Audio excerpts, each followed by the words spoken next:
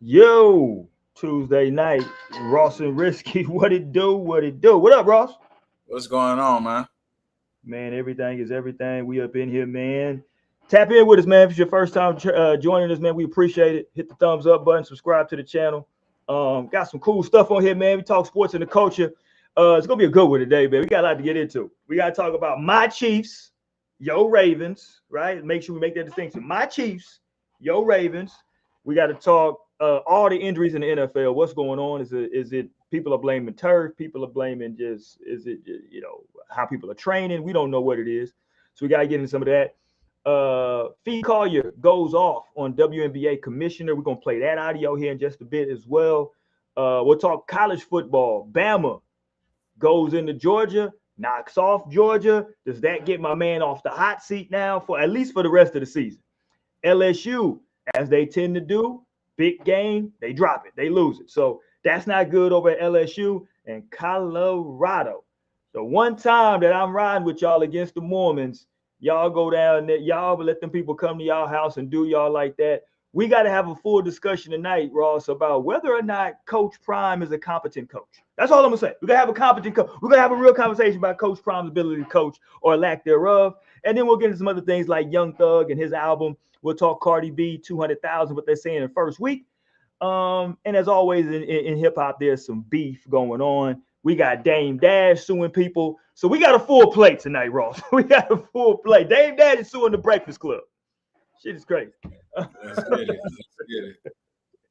So let's start, man. Let's start with Ravens and Chiefs. The Ravens came to Kansas City to play against the Chiefs. Good. I mean, well, I was going for Kansas City. We talked about it last week. I thought it was more important for the Chiefs to win than the Ravens. We actually went through some scenarios, Ross, about, hey, if the Chiefs win, what it meant. If the Ravens lost, maybe not that big of a deal. The one scenario we didn't talk about is kind of what played out. If the Ravens lose, Lamar looks frustrated and he gets hurt. Like I didn't see that coming. So talk to me about, before I gloat about my Chiefs, talk to me about the Ravens. What happened to Lamar? Because even before the injury, he just looked like he was frustrated with what was going on. Well, so if you watch the game, so the first drive, Baltimore comes out and they look amazing, unstoppable, go right up the field and score. Held Kansas City to a field goal. After that point, Spags did what Spags does, and Spags sent the whole house at Lamar every single time. And they disguised it. They threw all type of corner blitzes and show one way and blitz the other way. And I was more frustrated with Baltimore's play calling. I was frustrated that like Derrick Henry was gashing them the first drive. You like us as Baltimore fans, we got it saying we love Justice Hill, but he be on the field absolutely too much. Like we gave Derrick Henry, like just to compare ourselves to Philly. Philly went and got Saquon, and they won the game without completing a pass the whole second half. Philly don't care. They're going to hand Saquon the ball. That's what I want Baltimore to adapt. And it's been year 2 now, and they still haven't. I just think they got out-schemed like Spags. Once Baltimore went right up the field and scored, Spags started sending the house, and they had no adjustment. It was terrible. Lamar was running for his life, trying to improvise. Even on the pick, it was like he just was so frustrated that he threw up a one-on-one to Mark Andrews and a linebacker, and the linebacker comes down with it. Yeah. Then he fumbles, so it got ugly quick. I'm more impressed with, I don't know to be impressed or if Baltimore's defense, but this has to be the worst Baltimore defense I've seen since they've been a franchise, because they had Ray Lewis for all them times, and they weren't. It wasn't looking like this. This is terrible. Could we say it? I was like, I didn't think that Kansas City could put up points just enough points, period. Because that's throughout this season and even last season, Kansas City offensively just wasn't scoring a lot of points, It's and their best game in 2 they were going years. up and down the field. They were going up and down the field. Now, There's Juju and Hollywood Brown. yeah. Worthy was back, and I think Worthy definitely was. I thought he was a difference. I thought we hit him on a couple deep passes. We got on the ball in the run game a little bit. Thought Worthy, but I'm with you though. Juju went crazy. In Hollywood, yeah. So yeah, those guys. Yeah, man. It was. Baltimore's defense is pitiful. Other than Kyle Hamilton, now they got injuries. Matabuke's out. Where's my boy Van Noy's been out. Yeah. They got some injuries on the defensive line, and I think that's why we're not getting pressure, which allows quarterbacks to go out there and torture our secondary. But like guys look like they aged real fast. Like Marlon Humphrey, he got old quick.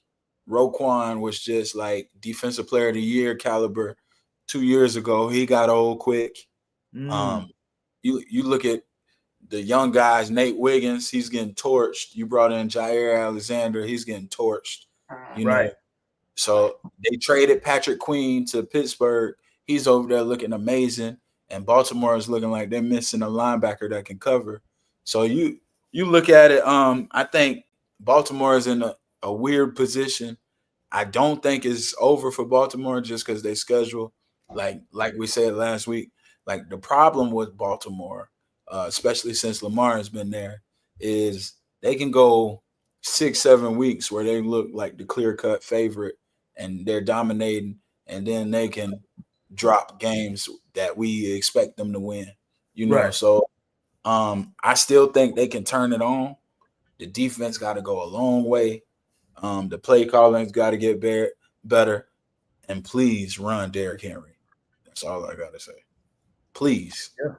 But now y'all are faced with a whole other issue, and that's a hamstring from Lamar Jackson. Left the game with a hamstring. I'm seeing now 2 to 3 weeks that he probably might miss. They brought the backup in. Who's your backup? He was in Dallas. Cooper Rush. Yeah, Cooper Rush. Now he did play well when he was in Dallas when he came in for a couple of games, but he came in looking like he was not ready to play at all. The problem with him in Baltimore is you brought a guy where you got to change everything when he comes in. Right. You got he can't even pick up where Lamar left off and run that same offense. You got to run a completely different system with Cooper Rush. It's different before when they had Huntley, and like he could kind of run some of the same stuff as Lamar because he was athletic. Yeah. Even if they had a guy like Tyrod, that you could still run some of the same stuff. Like now, Cooper Rush, like they gonna hand Derrick Henry the ball now, and the whole world knows it. You know what I'm saying? They tried to pick up Shador, but Shador didn't want to go there. So that's the word. That's just the word on the block. Shador didn't want to go play for the Ravens. So he could have been playing. He could have been playing this week, or next week. Now I'm not saying this, and I don't believe this, but some people are saying that Lamar Jackson quit on his team. That's just what's being put out there in the ether, that he saw it wasn't going his way. He didn't want to play no more, and he quit on his team. What say you? Lamar ain't that tight. Okay, enough said. We won't go any further. Like he ain't that type. And if anything, I could see Baltimore as an organization shutting it down and using the hamstring as a scapegoat and just saying, "Hey, we're gonna shut you down." Yeah. I could see them, but Lamar is the type where you have to tone him back rather than I don't believe that. I'm with you. Yeah, and look, they got too much respect for him. I'm with you. I don't see that from him either. We've seen him in a lot of games, but it's just internet stuff. This is the bright side, though. The bright side is that division that we always say is one of the better divisions is actually bad because Joe Burrow's out. Pittsburgh's in the lead, but you look at Baltimore. You don't believe in Pittsburgh. You were saying this gonna be the year where Mike Tomlin gonna fail. So based off your thoughts, you still think Baltimore can win that division. I do. Yeah, I still don't believe in. And you see, we talked about Pittsburgh as well. I thought they would lose overseas, but after watching the post game, it looks like your boy was able to sneak off. He said he snuck off, had him a couple, couple. So yeah, he got right. See, I didn't think he was gonna be able to go over there and get right. What is this couple of what? Couple of what?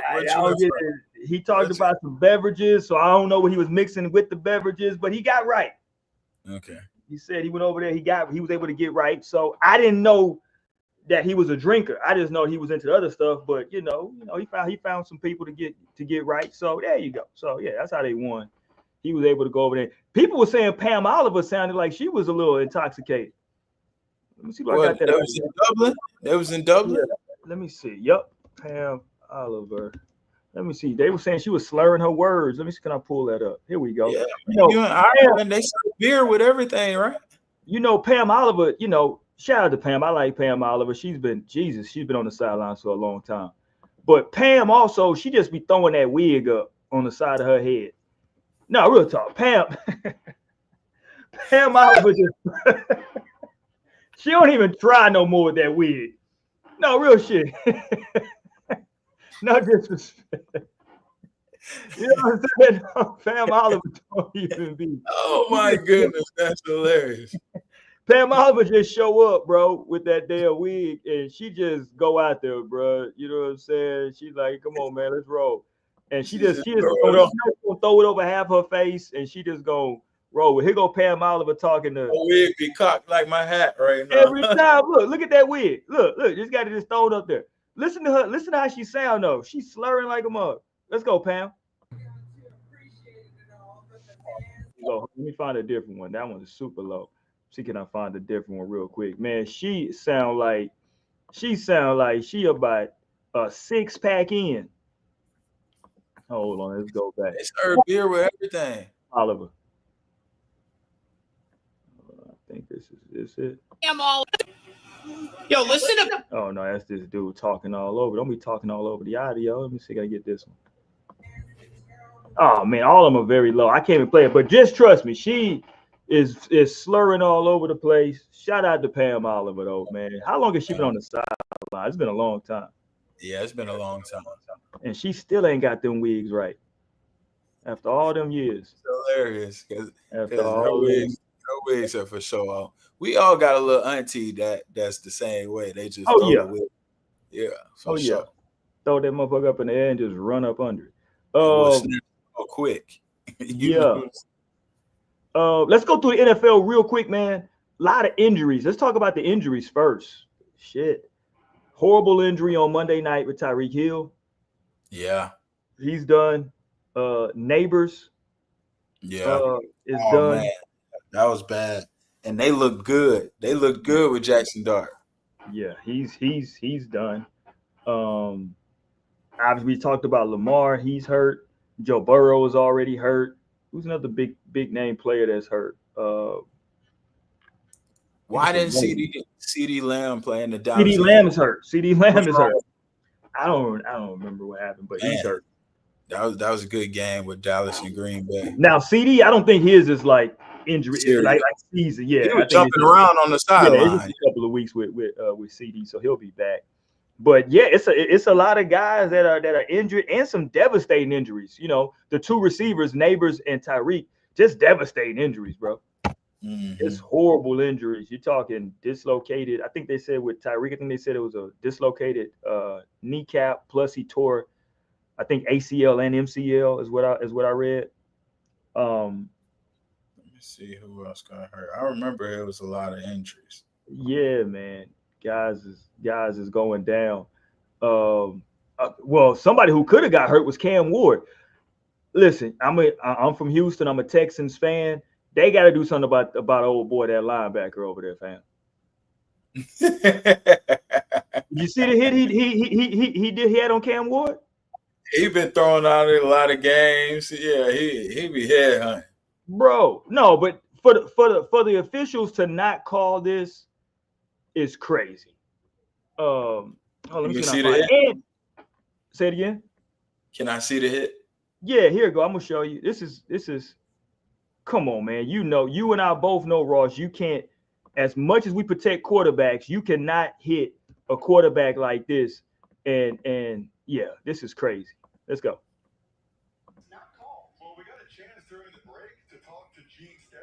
Come on, man. Just two hands. Just look at this. Come on, man. Two hands to the head? Stop, bro. Yeah, You that can't should do have that. been that should have been called. But 2 years ago he would have actually hit him. Right. So you're saying he doing better. You Yeah, saying he getting better. and look, remember we talked about that whole leadership thing, and I was saying, man, a lot of the bros that's playing quarterback, they really don't have like that fiery leadership thing. And so Cam Ward after the game was a little bit upset, and I'm gonna play what he said. And damn, I don't know if I like what he said. Let me just play it. I don't know if you saw this from Cam Ward, and I like Cam, but let's listen to this, and we'll react here to Cam Ward post game. I mean, if we keeping the buck right now, we ass. So we 0-4. We have this point we got nothing to lose. We dropped a quarter of our fucking games and we've yet to do anything. So we have to lock in. Especially myself on the offensive line, from the defensive line, from the special teams to all three faces. We have to play together. We have not played together this year yet. And that's just something that, we want to preach about it every day. Every day we got to do better. And we're doing that, but it has to show up on Sundays. It hasn't showed up yet, but it got to show up next week. I'm not in love with those comments. Pause. As a rookie, you're not supposed to do that.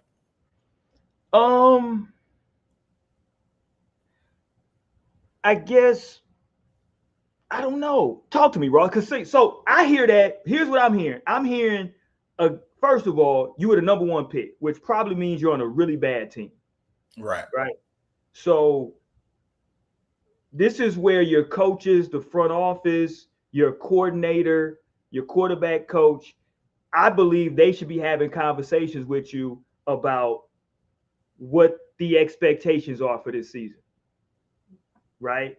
Like he's talking like he's a 5-year vet, and this team was supposed to be competing for the playoffs this year.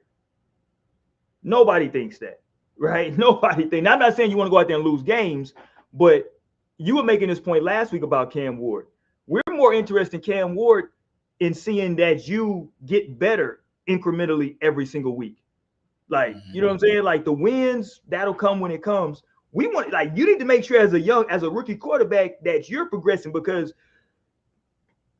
we've seen rookies come in and light this league up. You're not doing that at this point. Now, I think that's okay, but let's just focus on just getting better. I would have liked to hear him say, hey, we're 0-4, you know what I'm saying? We're not, just a little bit more positive, because again, that team ain't finna win nothing, bro. Right. Yeah. You know what I mean? Yeah. I agree. He probably should, especially right now where you still trying to prove that you belong, like first round pick or not. We see how we think of, first pick or not, we see how we think of Bryce Young at this point. Right. And we ain't even never seen him lash out like that. Yeah. So to do that within the first 4 games, it's kind of like, okay, do you belong? Are you built for it? Right. So I think, yeah, it is a mindset. If he would have went up there and found a way to be positive, and yeah, we're improving certain areas, certain areas we still got to clean up, that would have been a little bit better than just going out there saying we fucking suck. Like, yeah. Right. Because you came out there, bro. These are grown men who are, you know what I'm saying? This ain't college, bro. Like, you know what I mean? Like, y'all lost 26-0. You didn't score any points. No field goals, nothing, right? So let's not act like, you know what I'm saying? Like, and I know you're saying y'all are ass, that's the whole team, but let's just talk about you individually, Cam Ward, right? And again, it's not all on him just with the passing stats. We know the line got to block, receivers got to get open, yada, yada. But the reality is you were 10 for 26 for 108 yards, no touchdowns, and an interception. Mm-hmm. With a quarterback rating a QBR of 27.4. I mean, none of that works. Yeah, it ain't been looking too hot for my boy. Yeah, you know what I'm saying? Like, so just relax on that, I think, a little bit. I understand the frustration, you know what I'm saying? Like, he wants to win, but I think he just relax a little bit and chill. Let's go through the NFL quickly, though, because I want to get over to college and then get into some of this hip hop as well. You alluded to it a bit ago. Cowboys. I hate this, bro. I think it's the worst thing in sports. When the NFL went to games can end in a tie, for me, it's the worst thing in sports. I was taught my college coach, whatever we did, anything in the with the team, shooting drills, running, whatever it was, if the ending score was a tie, we keep going. We're not leaving on a tie. Ain't no tie. Somebody needs to win. Somebody got to lose. Facts. My coach used to take it a step further and say, I don't know where this saying came from. He's from the Midwest, old white dude from the Midwest. But he used to say a tie is like kissing your sister. What does that mean? I don't know. It just sounded like, yeah, I'm out. Whatever that means, I'm out. Yeah, that's like weird. That's some Midwest stuff. That's that BYU stuff right there. Yeah, ties like kissing your sister. So yeah man, I don't like the ties. I mean, because on every other level of football, we have a winner. Like, we don't do this. Oh well, y'all had it, we had it. Up, that's it. And I get it, but I'm out. Yeah, I was thinking.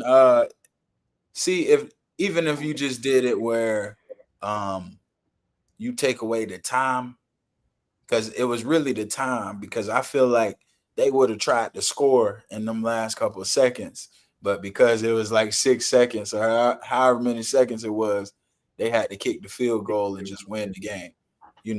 So yeah, it's something they got to do at the time. Now, we don't want to watch them go back and forth all day, but like I heard McAfee and them was joking. They were saying the kicker should have a kickoff. I don't know about that, but even if you did like college, like line it up one time, you both get it from the 20. You know what I'm saying? And you got to go and get the 2-point cover. Like, I like in college what they did to keep them from going 5-6 overtime is they say after the second one, you got to go for 2. Yeah. And then I think after the second or third overtime, it's just 2-point conversions. Even if you just did 2-point conversions, sudden death, you know what I'm saying? That would be fun. But you can't just, like, Green Bay seemed more ticked off than Dallas. Dak was kind of like happy a little bit, I think, because they fought back. Green Bay, that's like a loss, man. No, facts. Like a whole waste of a week. Like, we went out there and practiced all week for this. Yeah. I mean, yeah, I wanted to see a winner and a loser. That's just me. I don't want games to end in ties, bro. I'm not a fan of that at all. And it throw everything off with the playoffs and all that. Like, it's just that tie is going to be crucial at the end of the year. It is. You know it is. It's going to play and it's going to – yeah. So, yeah, I would like to see a win and a lose. It was a good game, though. It was the Pickens Memorial game. He went crazy. Pickens went crazy. Hey, Dak. People got to put some respect on Dak. Dak been playing good football this year. Yeah, Dak played well. He played well that game. Your Jags beat the Niners. Travis Hunter, hey, you say what you want about him individually. His team winning. Yeah, I mean, no, he's not really contributing to the winning, but, shout out to him. Shout out to him. You know what I'm saying? But no, they are playing well, though. Trevor Lawrence is he ain't lighting it up, but he's not, he's taking care of the ball. Like, they defensively, they solid, and he's taking care of the ball. So, Right. That coach cleaned it up a lot. He did. Yeah. You talked about your boy Jackson Dart. Did you like what you saw of Jackson Dart? Good. Shame Neighbors is out, so that's gonna end. But did I call it? Did I call it? Did I not call it? I've been telling everybody in the offseason, I told everybody, I said, listen, America's favorite running back this season is going to be Cam Scatterbo. Everybody said, man, that motherfucker weak. I said, he's playing for the Giants. they are gonna love Cam Scatterboo. Do you Hold know how on. many carries? You know how many After the carries game, he they had? rubbed me up. They rubbed me wrong because him and Dart, boy, they had too much twang, man. They two white boys that they brothers, man. That thing was funny. That day Dart had the chain on, Scatterboo. He all, he all happy and he Bruh, talking his noise. I'm like, man, they gave this man Cam Scatterboo as a listen. They just now are letting Genty run a little bit over with the Raiders. They just do Scatterboo there. Here you go, 25 carries. Motherfucker had 25 carries, bro. what do he end up having? Not that many yards, 79 yards. Yeah, because he still ain't But had a that's his crazy style, game. though. It's just he runs so hard. That's his Yeah. style. Yeah, that's his style. He's gonna run with that style, and he got an infectious personality. It seems like the team likes him. The coach loves him. You know what I'm saying? And boy, We know what it is, bro. They got some white boys over there now. They love them white boys. Hey, and they look good. They look better. I yeah, give them credit. yeah. No, they look good. They look like a football team, at least. You know what I'm saying? No, they do. I mean, look, I gotta say it. They put your boy Russell Wilson on the bench, and guess what, Greeny? The Giants got better. The Giants got They better. went and beat the Chargers, who we were saying Yeah, they were legit. yeah. I So mean, among the undefeateds, the Chargers lost, the hmm Niners lost, hmm the Colts won, right? the Buccaneers lost. No, the Colts lost. The Colts lost, the Bucks lost. Yeah. So it's just Buffalo and Philly, huh? Yep. Mm. Buffalo and Philly. They might be on a collision course. Yeah, Buffalo looks really good. I want to hate on them. Buffalo, and with their record, they got an easy record. Buffalo's looking like they can end up going 15-2 or something crazy. Yeah. Yeah, they gonna be. That's gonna be. Yeah, that's gonna be a run for them up over there. All right, want to go to the NIL boys? Yeah, let's get it. Let's talk NIL, man. Let's talk the big one first. Bama and Georgia. We talked about this game that this is a big game, obviously at Georgia. I think they had a 30-something game, 30-something home winning streak. Yeah, like 33 or something.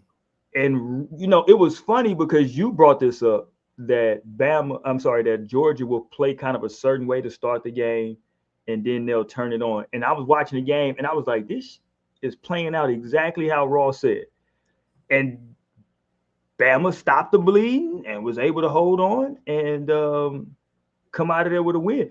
Uh, they got a quarterback. They both got quarterbacks that can spin that thing. So you talking about Alabama and Georgia? You think they both do? Well, you got to understand. I've been watching a lot of Texas football, so I just to see a quarterback throw the ball downfield. Well, I thought the damn quarterback from BYU was good. He a true freshman. I'm like, damn, he can throw the ball downfield. So Alabama's quarterback looked very impressive. yeah, he got a Alabama's fastball. play calling was on point. I think Alabama's, but we got to go and look.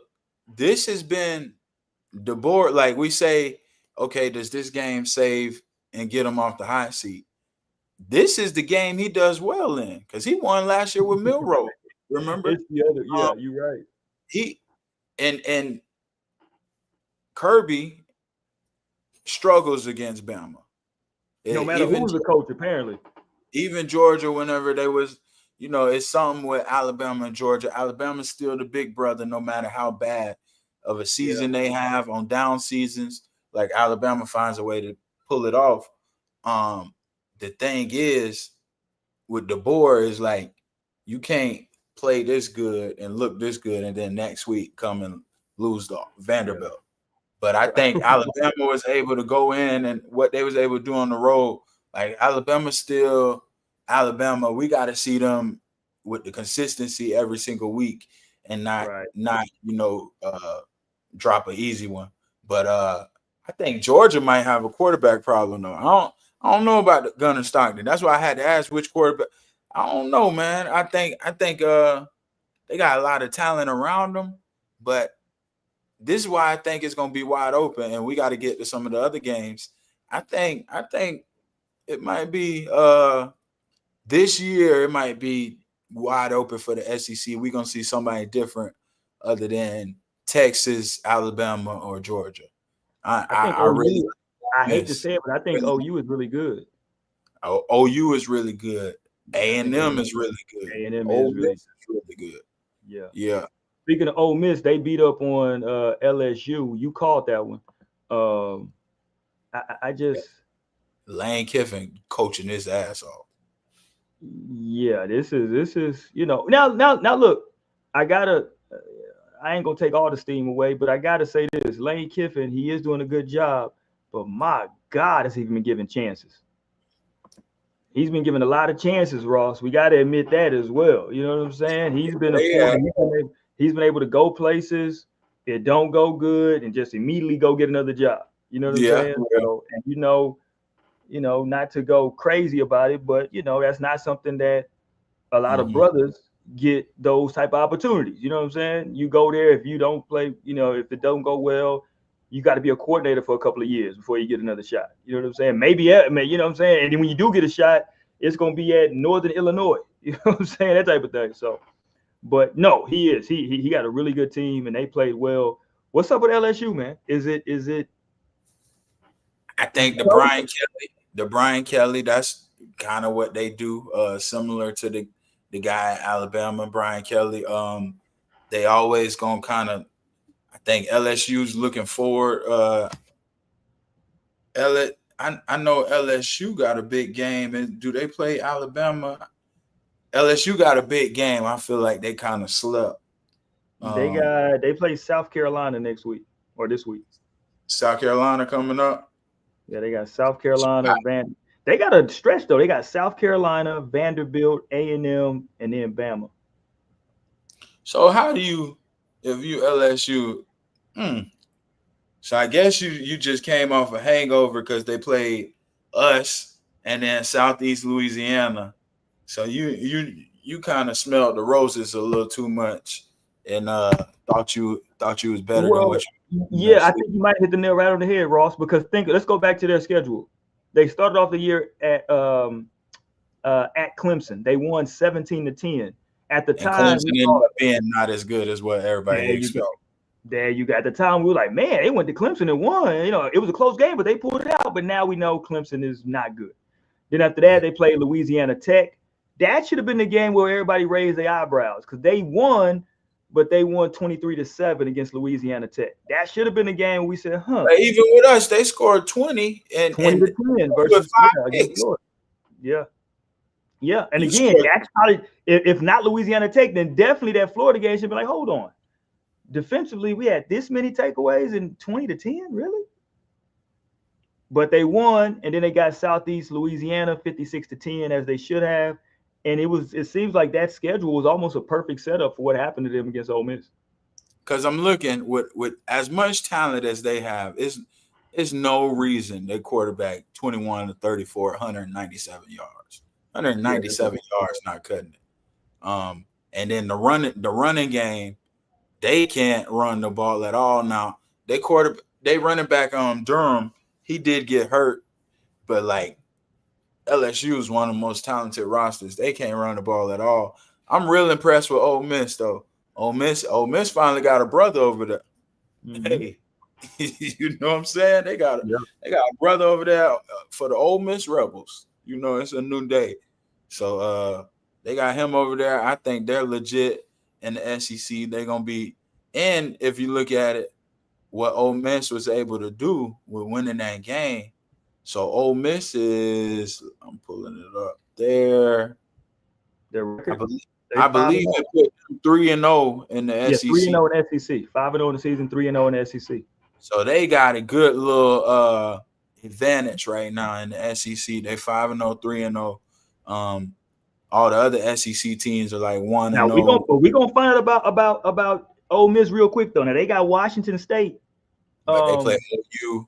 They got a bye this week, and then they got Washington State, and then they got Georgia and Oklahoma back to back. So, but even if you look at that, so And both as of them long are as, on the road. They go to Georgia and they go to OU. but look at that. So as long as you beat one of those, you can win one. Either Georgia or Oklahoma. You go 1-1. You looking at 7-1, 8-1, whichever one it is.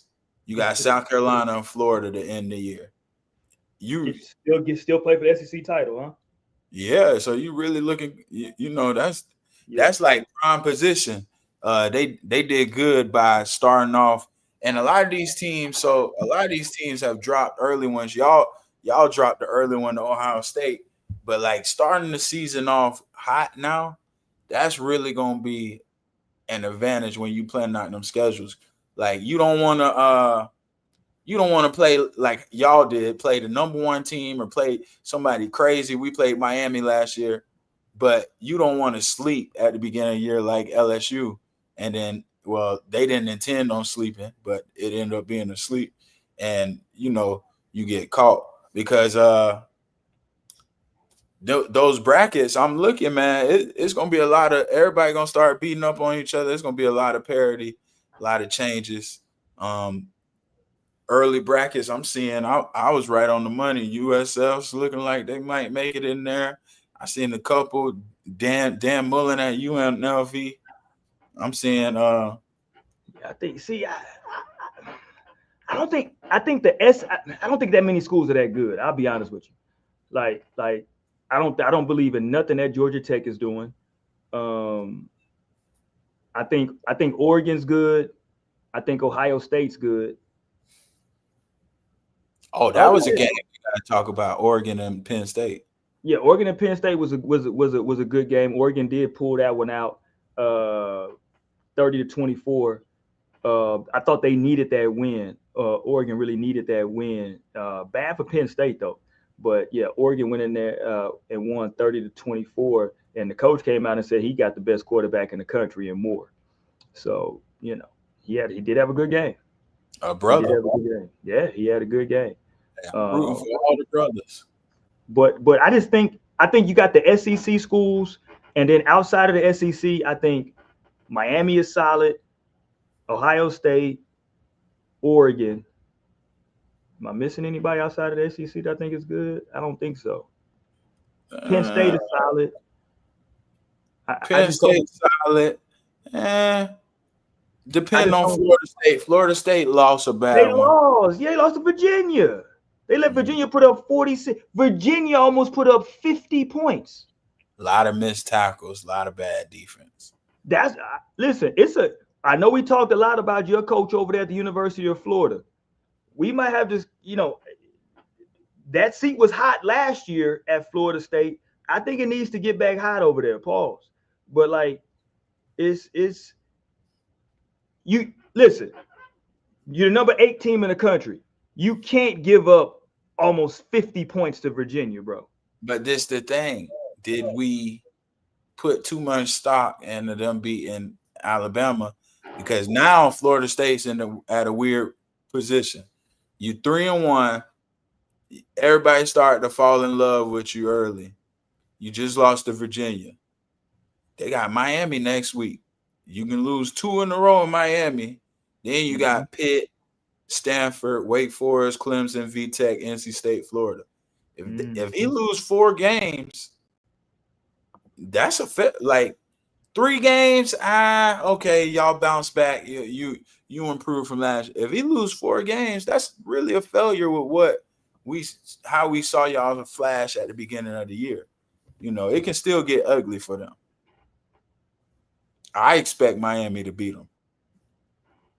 I mean, I do too. And let me say this.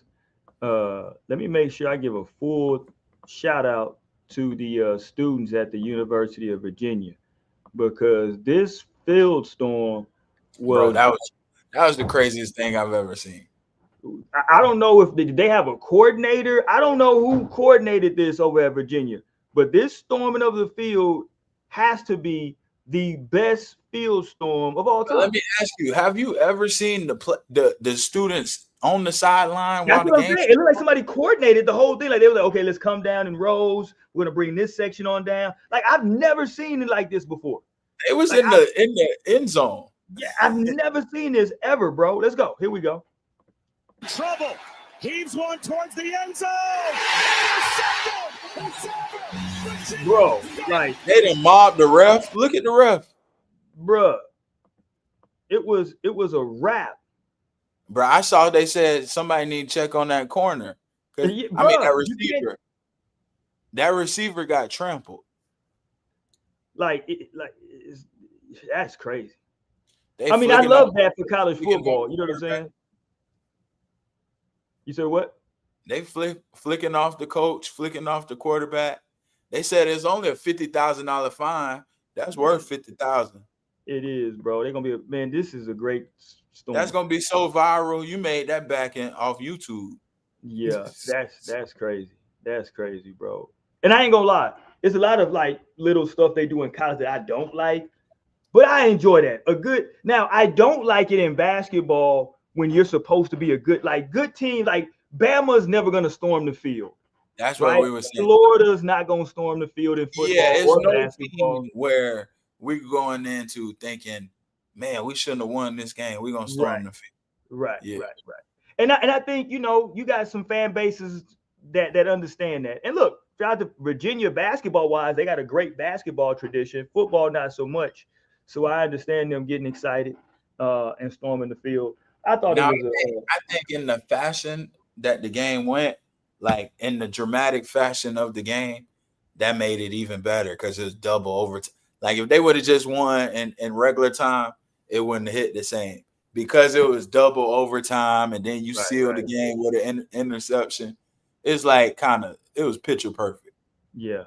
I didn't even know that he didn't catch the ball. I didn't know what happened. But the students knew.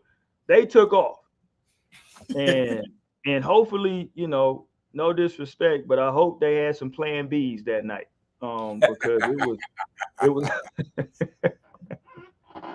I hope boys were strapped with 2 protection and had their plan B game together because it was definitely going down.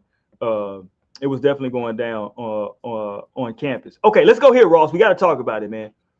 Coach Prime, Colorado. Coach Prime in Colorado. Jump in the chat. Let me know. Am I tripping or am I bugging? I've watched almost every snap that Coach Prime has coached going back to Jackson State.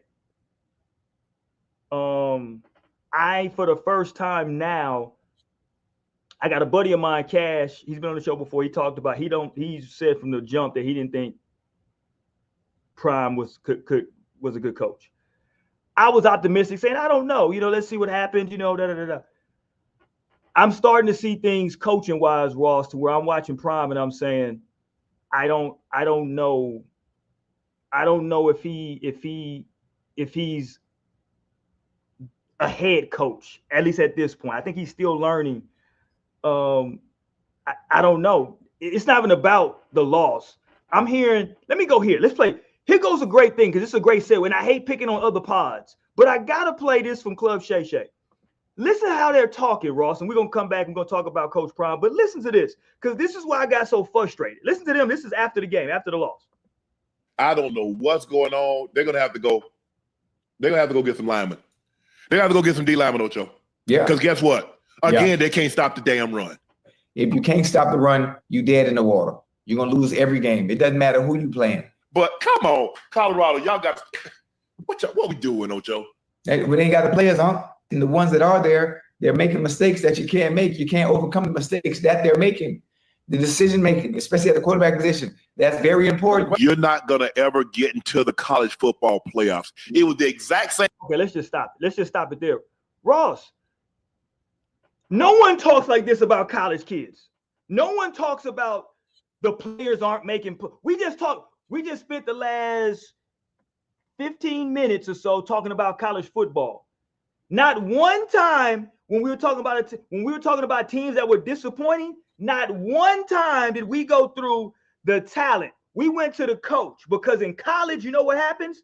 You get to pick your team. This isn't free agency where you got a salary cap and you can no. You get to pick your team. You're picking these ingredients. So these are the players that Coach Prime and they talking about they need to go get some linemen. They need to go get some players. Well, that's on Coach Prime, unfortunately. No disrespect, But these are the guys that he was able to get in there. I'm old enough to remember when everybody told me everybody gonna want to play for Coach Prime. He ain't gonna have no problems with recruiting. He gonna get whoever he want. Everybody gonna want to come and play. So I don't want to hear about no recruiting because you're supposed to have that because everybody want to come play for you. You got Jordan Seaton over there. He's probably gonna be a top 10 pick in the draft when he comes out as a left tackle. You just put Travis was the second overall pick. How many players they put in the draft? I think 4 players got drafted: Travis, Shador, Jimmy Horn, and Wester. So you're putting guys in the league. Don't talk to me about that. Let's talk about coaching mistakes. Let's talk about motivating guys that maybe aren't 5 stars. How do you get a 3-star guy to play up like that? So we gotta have that conversation. I don't want to hear about the kids that he have and they got to make plays. Well, no shit, Ross. Do they got to make plays? No shit. I yield. But maybe it's just maybe that's just who they are. They're a 3-win, 4-win program. You know what I'm saying? Some programs, that's just what they are. You know, you look at some programs, you know, having an 8-win season every 5 to 10 years, that's the ceiling, you know. So I think it's frustrating. And with Deion, you might have put too much, you might have bit off a little more than you could chew by thinking you were the missing part. But I think Colorado is Colorado. And they're just one of those teams where, you know, they're going to be bottom of whatever conference they're in. And every so often, they'll show a little hope, but I think we fell in an unrealistic expectation with Travis but you say what you want. Having a quarterback top 5 in touchdowns and throwing 4 or 5 interceptions throughout a year and throwing down there 4,000 yards, like that's not easy to replace. So he had his son and he had Travis them first couple years. Now you ain't having them, they ain't come back. To me, he looks more like uninspired. Like it looked like Deion's ready to give up on the kids. And I think honestly, agree with that. With the health and everything he's at off the field, I think it's perfect timing to just step away for health concerns. You know what I'm saying? And you kind of have an excuse that nobody can't really say nothing bad about because what he's been going through has been serious. But yeah, I think he might have just reached his ceiling at Colorado. Like it's really like, let's be real. What do we think? He was just going to turn Colorado to a 9-win team every year? What do we think? I didn't think that. Y'all listen, let me say this. One thing that black people can never say to me again, and I love my people, I do. We can never say, man, we need to all get together. The problem is we all ain't coming together. Black folks can never tell me that again because I was proud. This is one of the few times where as a collective, I was proud of my Black American brothers and sisters, all of us, because when I tell you I saw the Black Negro community rally around Coach Prime in Colorado and Jackson State like I've never seen before. It was his son and Travis. No, whatever it was, that's fine. I'm just telling you, as a people, everybody came together. They could do no wrong.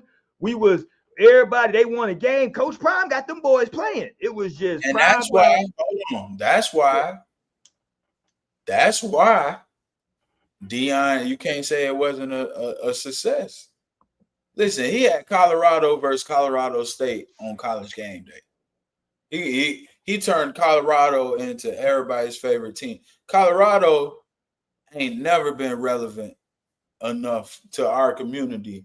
What Deion did, if we talking business, we talking about what we know college football is the big money maker at these universities. Right. He's overachieved. Come on, you had the number 1-2 pick. When the last time somebody out of Colorado got drafted in the top 5? Look, I thought the goal was to compete at the highest level. That's what I thought the goal was. And they competed. Are they? But that's what I'm saying. Like, okay, we wouldn't expect Vanderbilt's having a good year this year. We wouldn't expect like this new coaching regime to just turn Vanderbilt into every year you're gonna be a top 15 team. No, you're gonna have 1 or 2 years where you make it, and then the rest of the years you're gonna be 5-5. You know what I'm saying? And that's you're gonna be happy on the years where you go 8-4, and then the reality is majority of the other years you're gonna be 5-5. I think that's what Colorado is. I think Colorado, the norm will be 4 wins. Every so often they might get 7 or 8 wins. So why did y'all go so crazy about why did I have to hear so much about 1-11 then? If all of a sudden now 3 and 4 wins is gonna be a norm, why did y'all make it seem, man, they was 1-11 when he got there? Well, who cares if they was 1-11? Because the year before he won 8 games. You was trying to act like that. But the year before the 1-11, you said at the conference, you tried to act like, oh yeah, well, I don't care about is trash. The Big 12 is absolutely horrible.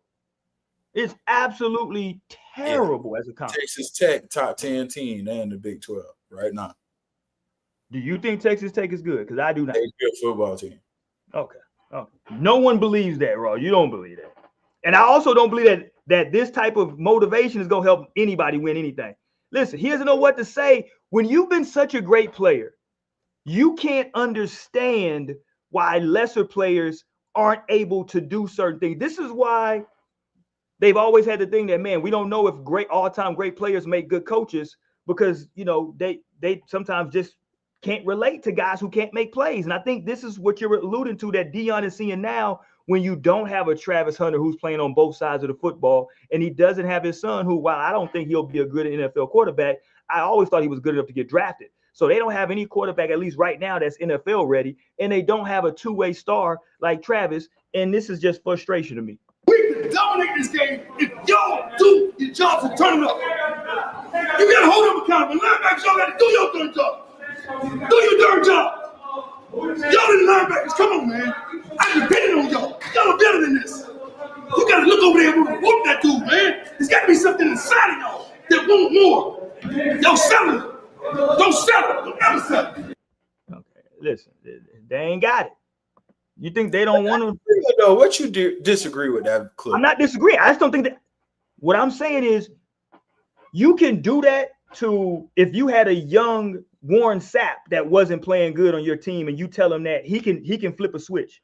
What happens when you don't have kids who possess that switch that they can flip? They needed to be coached up through the week. They needed to be brought along and coached up. I'm not saying he's not doing it. I'm just simply saying that they needed to be coached up in the offseason to get them up to speed. Maybe they just don't got it in them. Like, that's the reality of sports a lot of times, that you get to a level and now you're just not good enough. Sorry, you just might not be good enough. Maybe the guys that you brought in aren't good enough. I think about Colorado as a whole. And that's what I'm saying. So, like, it's nothing that he can tell them that we can dominate if y'all just do this. Well, no shit. I think every coach says that. If y'all just do your job, we can dominate. Well, yeah. But that's not the reality of sports, bro. That if you just do your, hey, Ross, when I pass you the ball, if you just make the shot, we can win the game. Well, no shit. Right. But that's not the reality. You gonna miss some shots. You gonna make some mistakes. We got to figure out how to get Ross and Risky to a better fucking, to where we can play at a high level. That's just all I'm saying. And I don't, and it, to me, I think you've even alluded to it. I think Prime is starting to be a bit, I don't want to say he's giving up on the season. I just think that I think he's coming to an understanding of what it is, like what he has and what it is. I also think that they bungled this whole quarterback thing. Why'd you bring in a kid that's a 5-star if you're not going to let him play at all? You let him play in a blowout game in which you let all 3 quarterbacks play. But then you also, I think they paid that Salter kid. I'm not pocket watching Dame Dash, but I think they paid Salter like 1.1, 1.2 million. And then I'm also hearing that they paid the kid. I'm sorry, not Salter. Juju is the freshman. I think they paid him 1.1 or 1.2. And Salter from Liberty, the kid that transferred from Liberty, I'm hearing they paid him like 500-some thousand to get him over there. So you're 1.5, 1.6 between those 2 quarterbacks for what? Like, if I pay your nephew or your son 1.1 million to come to my school, he's playing. What are we doing? Right. We got to get you on the field. Game, yeah. You on the field. Yeah. So I don't know. And let me say that I don't think BYU is that good. They losing to a quarterback wearing number 47 is nasty work. I ain't gonna lie to you, Ross. You lose to a team when their quarterback is wearing, not only is their quarterback a true freshman, but he's wearing number 47 for crying out loud. 47 is crazy. That's a crazy number to wear, fam. I ain't gonna lie to you. Yeah, that is. You're right. But, all right, let's go, man. Let's work. We got some work to do, man. Y'all tap in with us, hit the thumbs up button as you jump in here this evening. Let's talk some hip hop, man. We got to where you want to go for? You want to go Young Thug? You want to go to Cardi? Where we going first? We can go Young Thug. Let's go Young Thug, man. What is called Ooey Scooty? You tell me. I don't know what it's called. You tell me. You tell me. I think Young Thug is off his mind, bro. First off, he pop out with the white man on the cover. He turned himself to a white man. Yeah. Blue eyes and all. And you know, we get it. He's trying to do the shock and awe, the shock jock to, get eyeballs on it. It don't seem like it's working from what I'm seeing. Everybody's saying it ain't working. What was up with this concert he just did or show he did at the courthouse? I thought that was wow. So I saw that. And he performed the song with Gunna, the ski song. So I guess that was conditioned. Part of him coming out is he had to do some stop the violence, messaging or whatever. So that was like a stop the violence benefit free concert or whatever it was. Pretty much he performed some of the songs and periodically we got to stop the violence. We got to stop the violence. We got to stop the violence. I think it's a lot of damage control going on. With all the leaks and all the negative publicity that he's been taking on, he's been trying a lot, man. Some of the tweets he talking about he depressed and all this stuff. One with I ain't gonna say the word, but some thoughts of checking out. Right, so right. He didn't have kids, you know what I mean? Like, yeah, this is. I think that leaked audio is the worst thing to happen to him. I think he would had that audio not got leaked out. I think he'd be in a better space, but that audio leaking out, Ross, that's been really crazy because it's showing a whole different light. Yeah, and so just to kind of get into the audio, so over the weekend, this was Friday, I believe it was. 1090 Jake dropped a whole, it was like an hour video, pretty much explaining these young Thug leaks. This whole thing has kind of been an extortion attempt. And Young Thug just did an interview on It's Up There podcast. And he kind of was explaining. So this has been like an extortion attempt. And we don't really know the true connection of why. Some people say Seti Nash is affiliated with Gunna.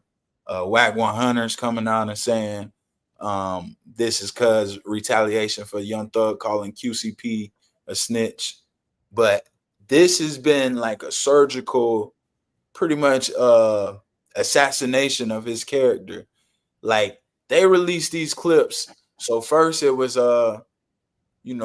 him coming out talking about him and 21 coming out talking about Lil Baby. We're gonna go and take everybody who's around you. The clips of him talking about Future. Then it was him cheating on his girl.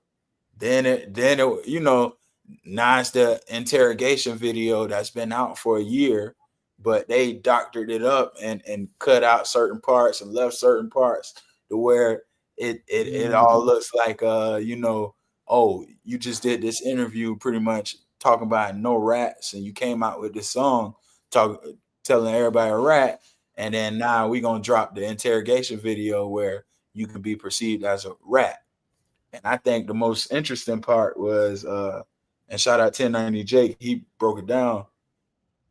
What all went over our head was the minute all that stuff dropped, it was like the Avengers. You had 6ix9ine, you had Whack 100, you had DJ Academics, you got Trap Lord Ross, you got Adam, you got all the whatever you want to call those guys, Flacco. You got all those guys in that world all at one time, just content, Young Thug, and these guys literally changed the whole public perception. So yeah, I think for a guy who kind of like always was able to kind of beat the narratives, because I was one when Young Thug first came out, I didn't like the nail polish. I didn't like the hard eyes and the kissy faces. I didn't like the dress. I'm not gonna just shit on his album and music no more, because I kind of grew to understand it. But it took me a long time to like. It used to be a don't play him around me. You know what I'm saying? It took me a long time to even like understand him. Now I do a little bit more, and he is talented. But man, I think this is the first time where all the antics and all ain't nothing working. You know, he don't know where to go. Yeah. And then he said some wow. Listen, let me play this because he said this, and he was on the Pivot recently, and he gave his take on his woman and therapy. Yeah, let's play this one. Sister, my big sister, my big brother, my dad, my mom, my OGs. I listen to y'all. Like, it's really a slap in the face to me.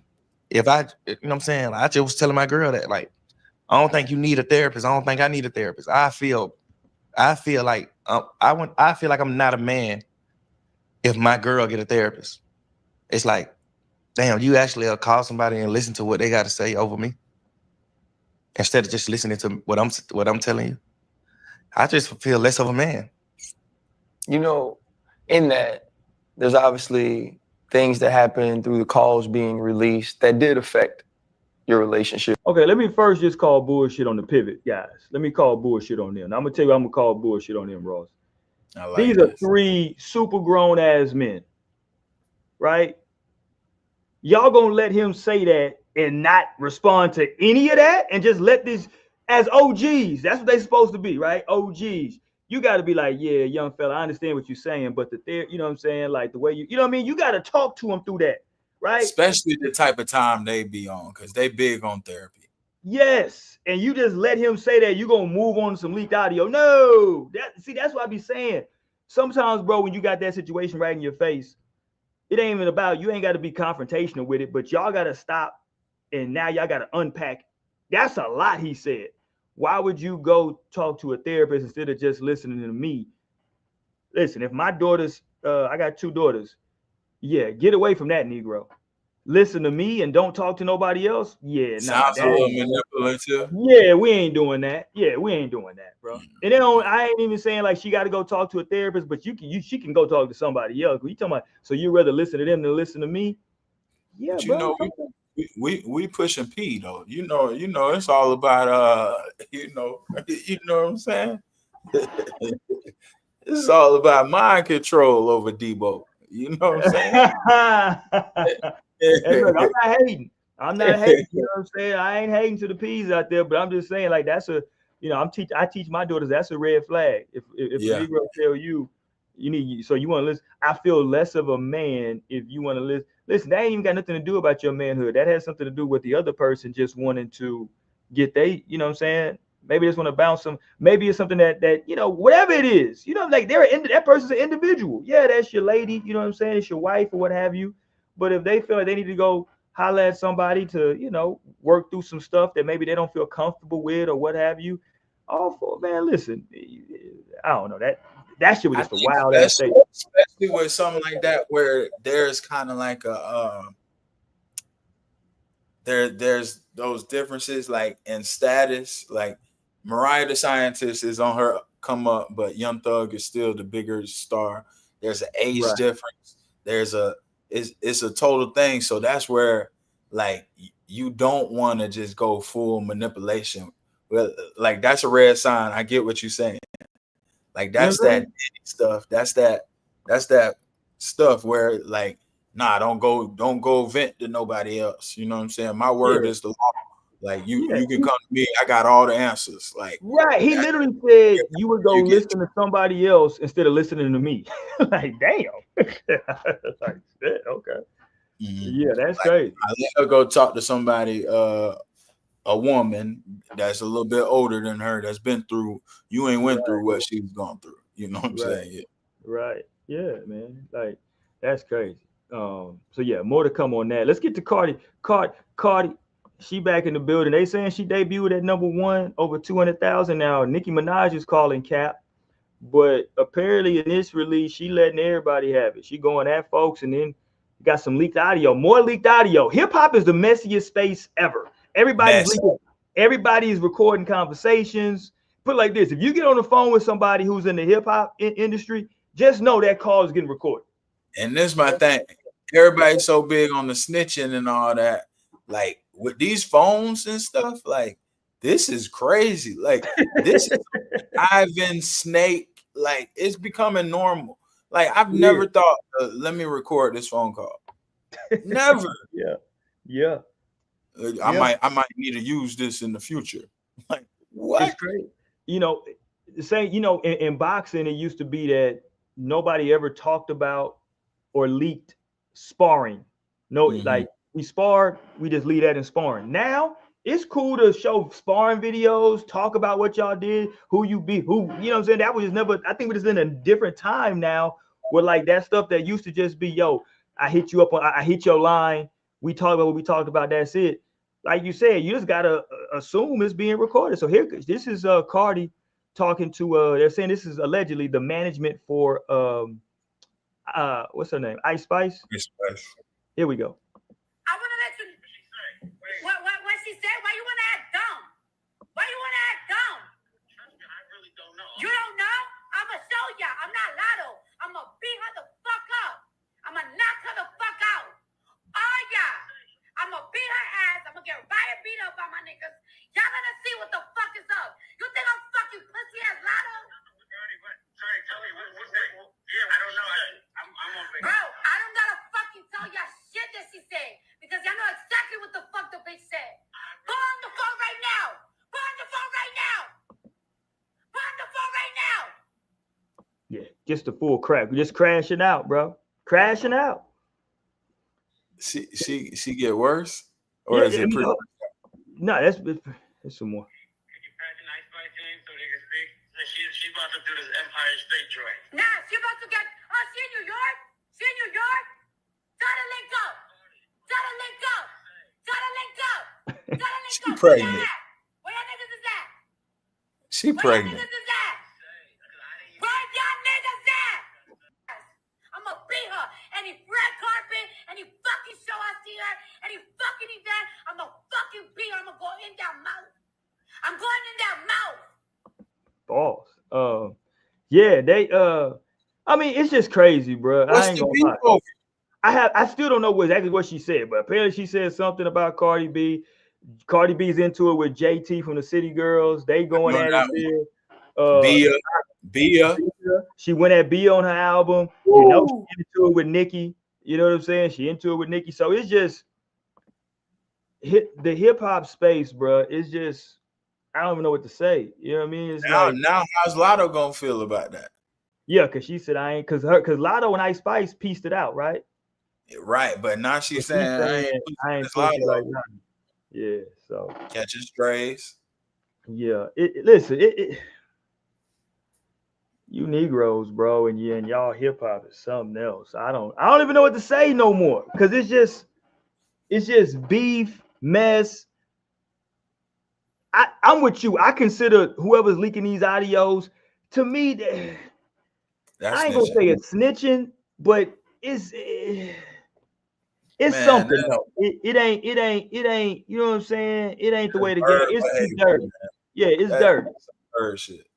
Yeah, it's dirty. Because we all have said something that, you know what I'm saying, in confidence, in private, that maybe we not even saying it that way, but we just don't, we don't want that to be public, you know what I'm saying, to get out there. Because a lot of this shit, as long, and this is what happens in beefs. You know this, Russ. We see it in the neighborhood, in school, whatever. Stuff that don't get out to the public, that don't get out to the internet, can usually get squashed if it's kind of kept back. You know what I'm saying? It's once it get out to everybody and people know about it, and now, even if it's just like amongst your friend group or amongst the school, once it get out and people talking about it now everybody amp the setup now. You know what I'm saying? Everybody gonna amp it up to a place that it probably didn't even have to go. So now something gotta happen. You know what I mean? So it's unfortunate, but it's just kind of the time that we in with this shit, man. Right. Let's get back to having fun in hip hop, dude. Like, let's get back to. Yeah, it's for sure split right now. Hip hop, man. A lot of people making people choose sides, and right. Like Cardi, her album was "Am I the Drama?" Like, it's like you gotta embrace the drama. I think if we look at it, hip hop was kind of down the last couple of years. It's kind of now with clout and going viral and all this stuff. It's like you gotta start some drama. Like, you finna drop. Let me see what drama I can start. You know what I'm saying? I need a rollout. Let me see how I can go ruffle some fellas. We saw it with Jim Jones trying to go viral by calling out Nas and all them people. Like, we just seeing it. It don't matter the age now. It's not just the YNs. It's not just the young ones. Like, it's everybody. It's not just the males. It's the females too. You know what I'm saying? Like, negativity is at the forefront. You know what I'm saying? Shout out to back again to the Chance the Rappers, the Clips, Joey Badass. He kind of was in some drama when he was dissing, but just the people who drop without having to go and get in the headlines with some negativity. Like, I think that's really what's gonna rise to the top. I know Cardi shit selling out. And I gotta say, my girl and I went on a road trip this weekend. Okay. Cardi, she going ham though. I gotta be real. Cardi snapping though. She good album. I know it was pushed back, and her first album went so crazy that accolade wise, it'll probably never live up to that. Right. But Cardi for sure was snapping. I wasn't too much of a fan of the imaginary players with Jay. It was all right. I definitely didn't like the outside junk that came out where she was just bashing that boy. But like, boy, she was going in on these girls. She was going in like on some girl shit. It's some shit they can slide to. Like, if you in the car with your girl, you for sure can get caught up in the bars. I was like, ooh, I'm like, dang, she talking spicy. So yeah, shout out Cardi for I do think she's got like a knack for just being able to, like, whether she write it or not, the way she deliver it and like her whole attitude and personality, it is something infectious with Cardi. Like, she definitely, you see that she got a little charisma that I think Nicki can't tap. You see why these girls kind of do hate on her, because she got a charisma about her that them other girls can't tap into. Yeah, she got a natural way of talking, even though I think it's a bit, I don't like her talking voice all the time, and it's like her verbiage is sometimes like, that ain't the right tense. What you're using, but she just has a way of communicating that connects to people. You know what I'm saying? Like she's a natural communicator. Like, she was like that when she was on Love and Hip Hop before she got her teeth fixed and all that stuff. She was always just like naturally, just kind of like funny, jovial, witty a little bit about her. You know what I'm saying? And that's the type of shit you can't teach that. Because, like, no disrespect, but like Lotto, Ice Spice, they ain't got no personality. Right. You know what I'm saying? So I forgot something though. We got about 15 minutes before we wrap up. But I forgot this. I got to go back to college real quick, because I got to go back to an HBCU. We had some HBCU drama. Did you catch this? I'm going to play this and we'll talk about it. Congratulate them. They're now the new face of Ozempic.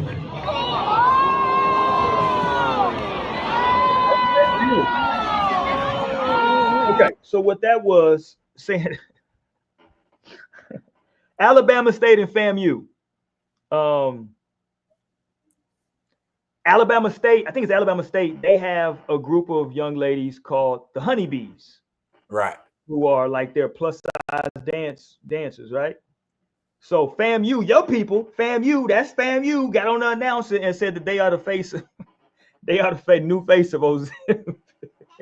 Okay, so just to Hey, come on, man. Go ahead. What's the background? Because I don't know how they give it up. All my people.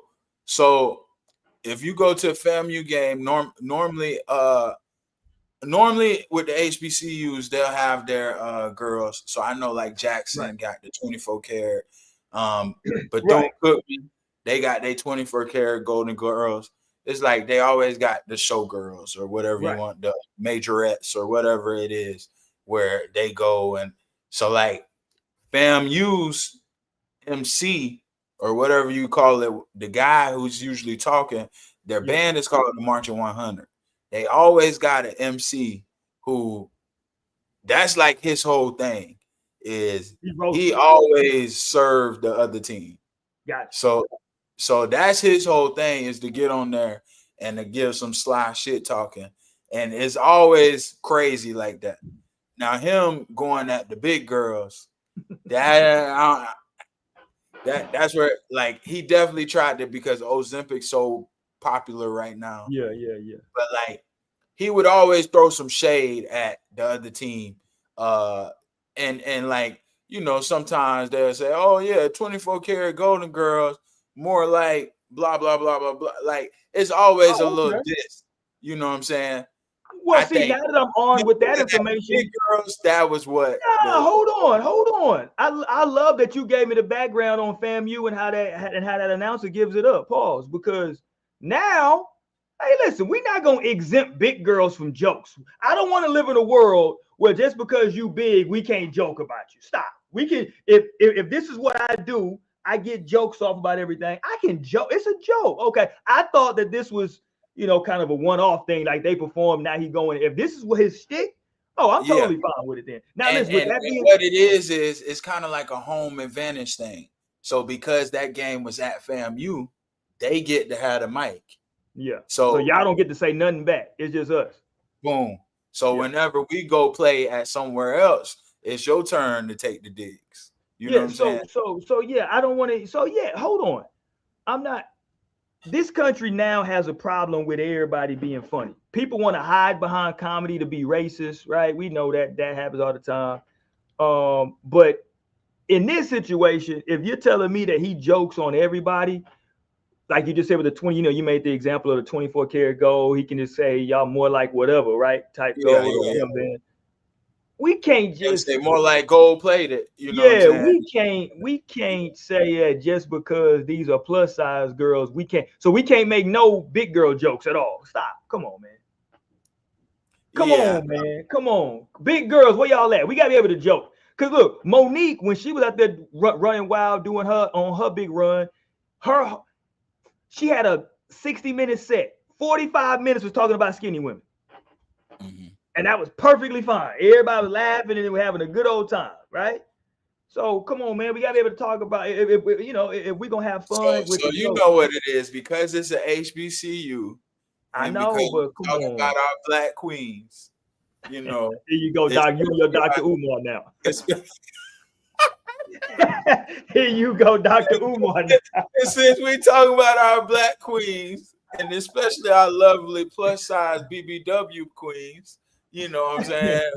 We got to give them a pass sometimes.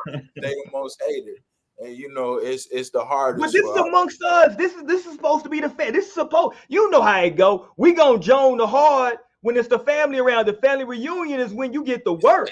So the HBCUs. If anything, we're supposed to be able to joke on. Yeah. Come on, man. We're supposed to be able to give it up around here. Come on, this HBCU. You know how we do. See, I didn't know that. Like that was his. See, knowing that now, I'm like, okay, well. So that's his whole thing. Yeah. He and he's one of me being going to a couple of those. He's one of the smoother. He gonna have like that's part of the fun part is because you'll get the other team. And what it was is, so FAMU was probably about to take the field, and the other team had just took the field. So Right. like that's when he has his little time. He like, oh yeah, that was cool and all. Yeah. That was the little pre-show. Here come the Marching 100. You know what I'm saying? Oh, y'all girls. Oh, y'all thought that was nice.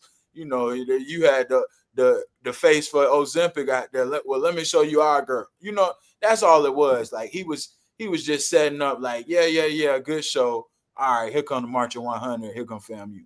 You know that's usually what that is. Shout out to him, man. I'm standing with him now. I encourage anybody, even if you just go and look up FAMU Marching 100 on YouTube, like that's top tier. That's getting into like, yeah, they gonna crack the jokes. They might do a little bit of your show that you just did and add their own twist to it. Like the back and forth is legendary. Anybody go watch FAMU Marching 100 this. Yeah, I stand. Officially, I stand with him because if he's an equal opportunity, everybody that come in can get some of this. All right, cool. He made a joke. Yeah. If you don't like the joke, you know what I'm saying? Like, stop.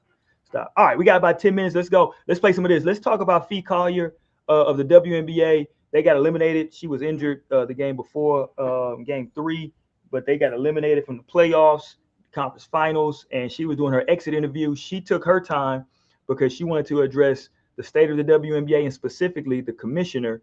So here she goes. This is a condensed version. It's longer than this, but this is kind of like the main part where she was going in on the commissioner and some of the things. She is nice, I gotta say. Oh no, she's super nice.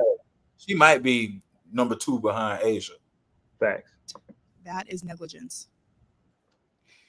At Unrivaled this past February, I sat across from Kathy and asked how she planned to address the officiating issues in our league. Her response was, well, only the losers complain about the refs.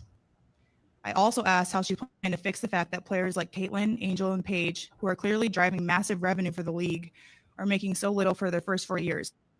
Her response was, Caitlin should be grateful she makes $60 million off the court because without the platform that the WNBA gives her, she wouldn't make anything. And in that same conversation, she told me players should be on their knees thanking their lucky stars for the media rights deal that I got them.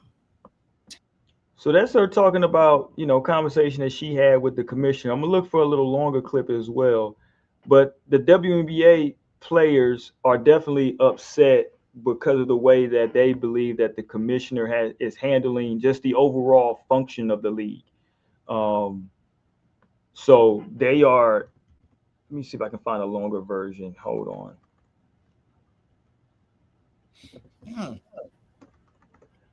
Yeah.